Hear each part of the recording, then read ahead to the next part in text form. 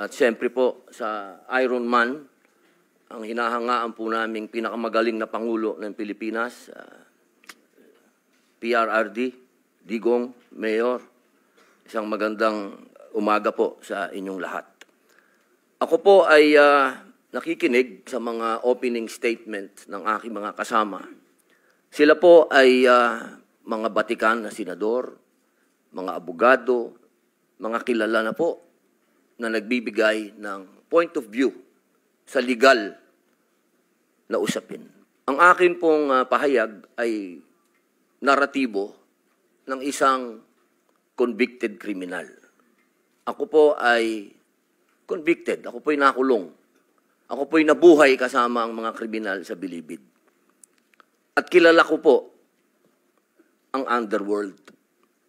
Siguro po, maaring sa ibang bagay, mas maraming nalalaman ang aking mga kasamang senador, pero pag pinag-usapan po natin ang mga kriminal dito sa bayan natin, ako po ang magsasabi sa inyo, napakadami na pong kriminal sa atin na walang puso, ang mga halang ang kaluluwa.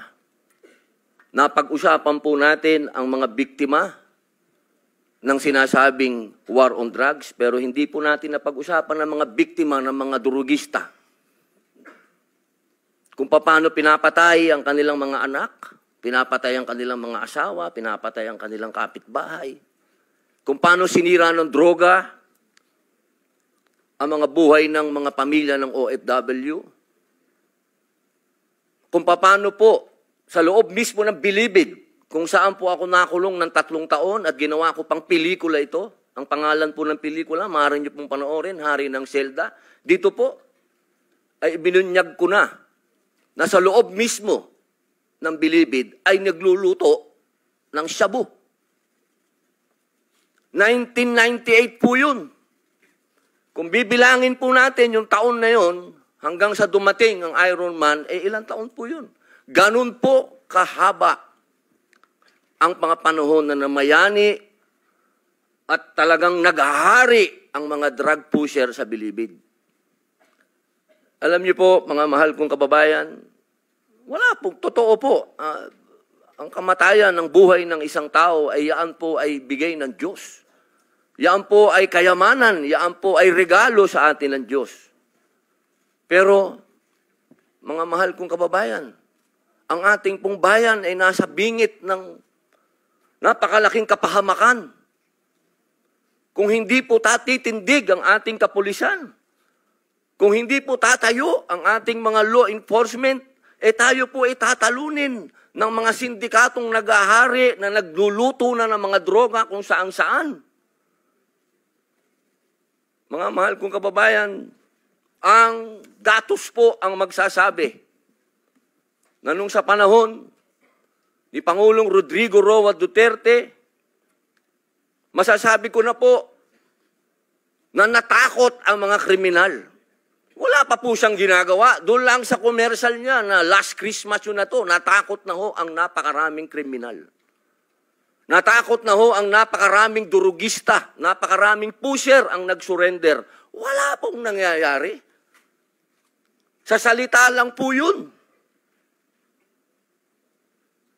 Mga mahal kong kababayan, kung sisisi natin lahat ang mga namatay dito sa administrasyon ni Rodrigo Roa Duterte, abay nagkakamali po tayo.